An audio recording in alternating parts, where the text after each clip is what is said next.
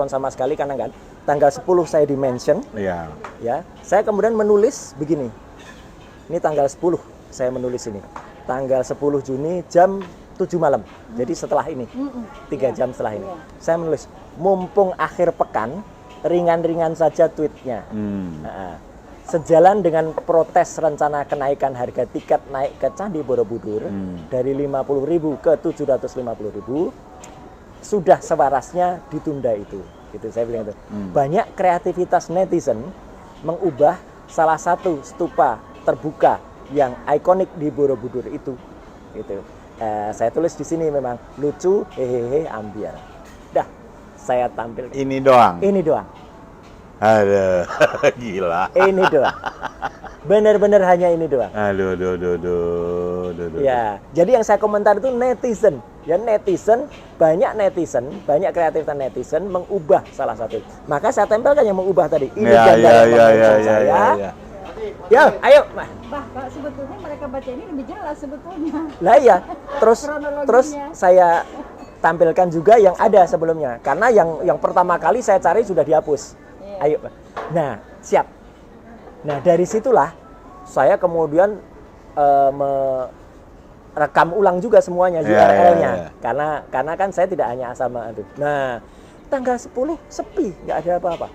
11 sepi, 12 sepi, 13 sepi, baru 13 malam, ya malam hari, mulailah beberapa buzzer, ya, Guntur Romli, Eko Kuntadi, Denny Siregar, orang-orang itulah, itu yang mulai dengan, wah ini penistaan agama ini, bla bla bla bla bla bla bla bla, belum ada yang masih akan terprovokasi. Sebelum rame, saya kemudian dengan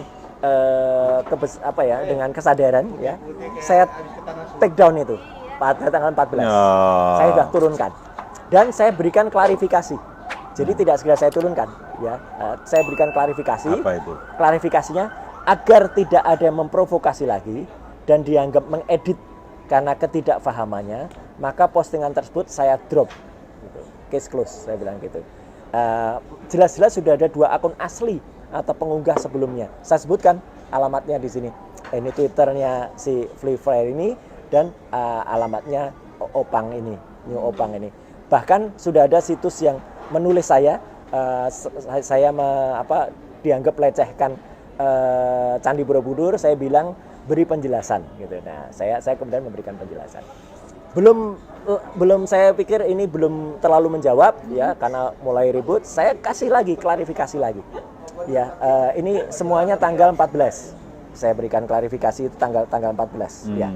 Nah, biar semakin jelas dan tidak ada lagi buzzer yang memprovokasi murahan, kronologi meme-nya sebagai berikut. Saya tulis kronologinya.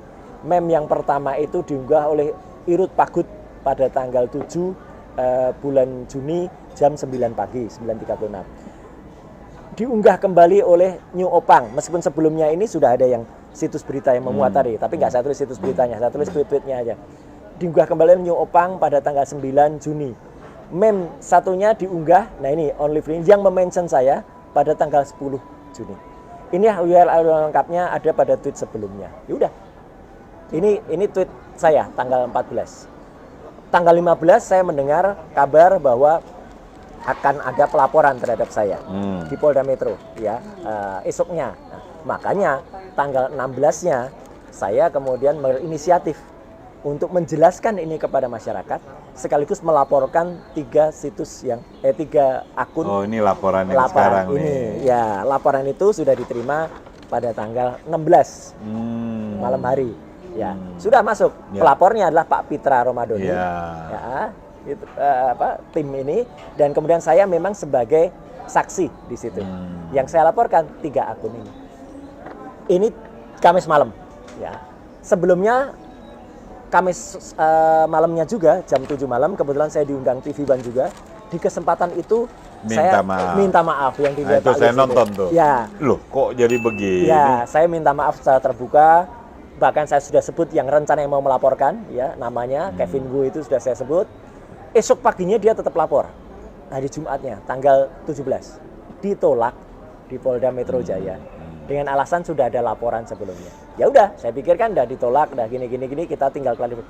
Enggak taunya hari Senin Jadi 4 hari sesudah laporan saya, tanggal 20, 2 laporan dilaporkan bersamaan. Satu di Polda Metro, ya, orang lain yang melapor, ya, lawyernya namanya Herna Sutana, ya, atas atas katanya selaku beliau adalah umat Buddha, gitu. Herna Kuasa Sutana. siapa? Kuasanya si Kurniawan siapa, gitu ya, namanya Kurniawan, ya. Satunya lagi Kevin Bu tadi yang sudah ditolak di Polda Metro melaporkan pada jam yang sama di Baraskrim Mabes Polri. Nah, jadi laporan itu dua-duanya tanggal 20. Perkembangannya sampai dengan sekarang mendadak yang dari Baraskrim dilimpahkan ke Polda Metro dan dua-duanya pada saat ini sudah dinaikkan jadi penyidikan. Laporan kami dengan nama pelapor Pak Pitra Romadoni baru hari ini, ya, itu akan dimintain keterangan. Itulah. Dari yang Bareskrim belum? Dari Baraskrim enggak, karena Baraskrim sudah Limpahin ke sini dan sudah diterima juga di sini. Nah, di sini kapan mau di? Belum. Yang saya terlapor, saya kan Ya katanya mudah-mudahan nggak usah lah ya. Nah, ya itulah yang kita harapkan. Makanya kan kita sampaikan itu. Tapi kalaupun ya dengan izin masyarakat dan doa semua, saya pun nanti juga akan menyampaikan detail ini. Karena kan kalau ini tidak dilaporkan, ini sudah dihapus semua nih yang tweet-tweet sebelumnya itu. Saya sudah menyimpan. Jadi sebenarnya ini memudahkan kepolisian untuk mengejar itu semua. Karena ada bahkan nanti pun akan saya sampaikan. Sampai saya juga akhirnya dengan pengetahuan IT saya sudah akhirnya mencari siapa sebenarnya orang ini.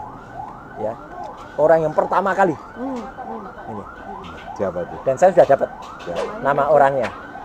Orangnya tinggal memang dia mantan PNS, ya. Terus sudah ada nomor handphonenya. Nanti akan saya sampaikan ke penyidik. Ya, kita coba. Ya itulah makanya. Jadi Polri kalau kemudian malah, kan dia malah kehilangan. Ya, dia memang memposting ini pertama kali tanggal 7 ini, dan kemudian memang dia sering melakukan posting-posting itu.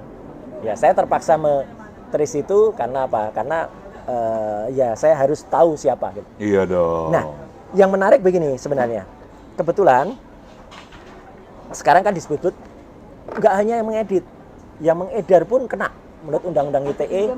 Ya, menurut Undang-Undang ITE nomor 19 tahun 2016. Benar, Pak Lius.